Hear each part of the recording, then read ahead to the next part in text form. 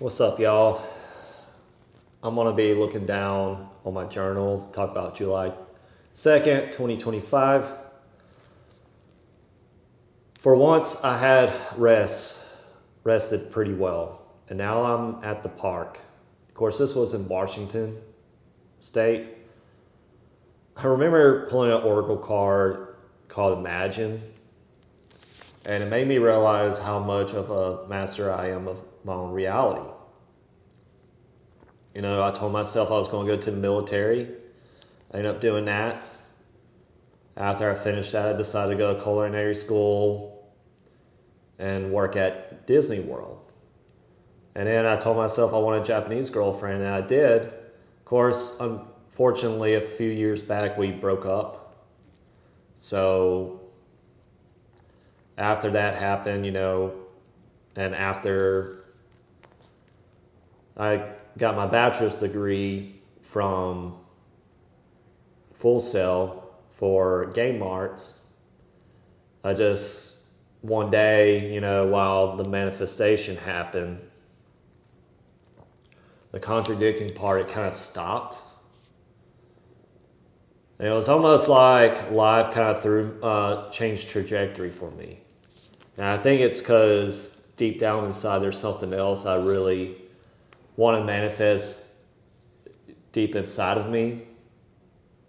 It's just I have to let go of these attachments or these thoughts of what I am and start being. But this was way early in the journey, and I was not in that state of thoughts. I was still in that state of fight and flight. And I keep on talking about this person who pretty much on May, I would say 4th, I can't remember which day, she's the one that caused this trigger of this, what you call a spontaneous Kundalini awakening. And yes, I did experience that because it was the craziest thing I ever experienced. Like, unless you have this experience, you're not going to know what I'm talking about. I mean, I would suggest do a little research about it, about spontaneous Kundalini activation.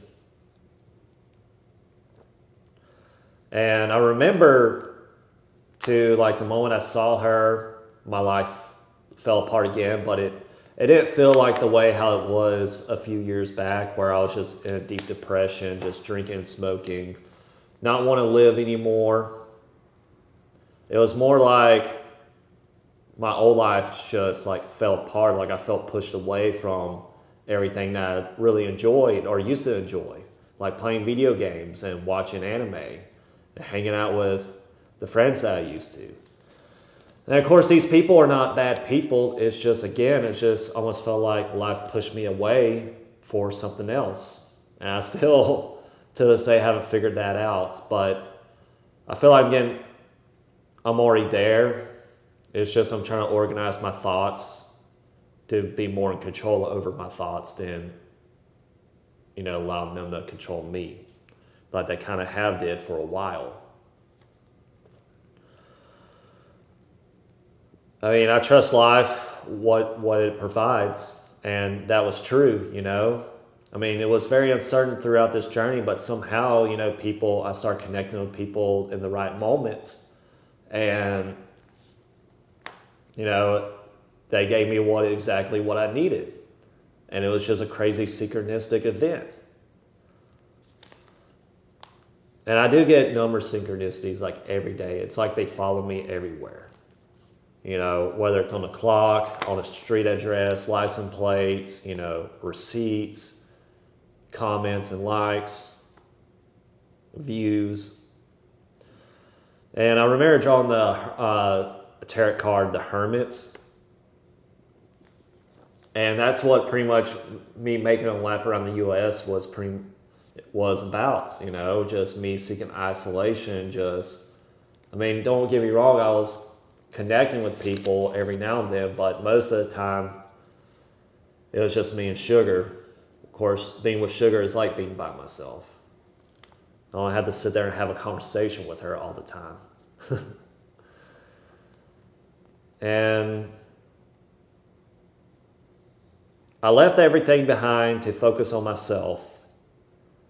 I have gained wisdom on my journey, which is true. I mean, of course, really, I always talk about this. When you take care of life, life takes care of you. And it's also important to be kind to others.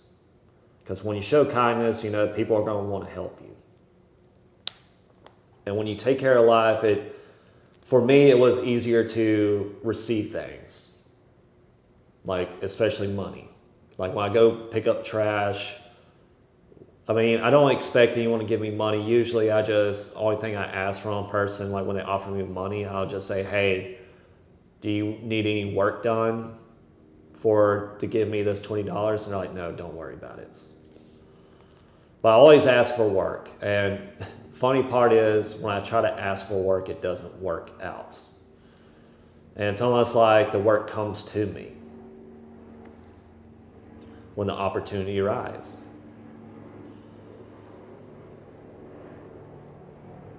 It was definitely a wake-up call for my life. Yes, this was it definitely put me more present tense than it was at home, because I was in the comfort zone and got out of this. I was in this fight flight mode, not sure what's going to happen next. Always think something's going to happen next, but it never happens. Where this journey alone and the unknown, where time stood still, has been thrilling. Spending most of my day in Lake Paddam. That's where and the best part about this journey at the lake was that I felt my heart opening up after spending some time in nature, which I've been doing more often. I'm going to try to make it a goal not to talk about what I'm going to do next, because the future hasn't happened yet. And the past already happened. And that was the biggest issue on my journey, was thinking future and past and rather than focus on the now. And because I wasn't in the present, I've been punished many times. Like I lost my keys in Chicago and ended up spending over $200 for a new car key. And I was lucky to even have someone show up that morning. I was very grateful.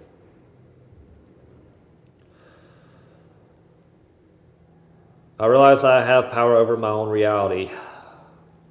Well, like I said, I think it all depends on when you go within and start exploring yourself a bit of what you really here for.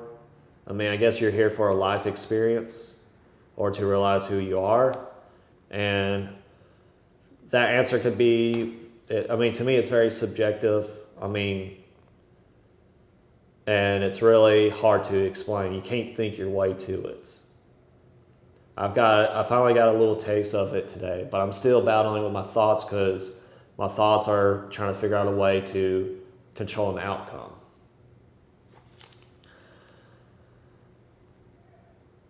Yeah, I finally took a decent shower and juiced my phone, because there were showers at the park. It felt very cleansing. It felt relief. I felt fantastic. Got tired of these little sink baths I've been having. So having a little cold shower was better than no shower at all. And I felt more connected with life. And time to go to bed.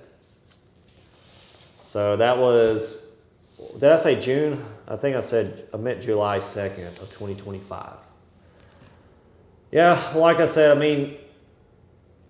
it all depends on who you are as an individual. We do have more power to ourselves than what we think.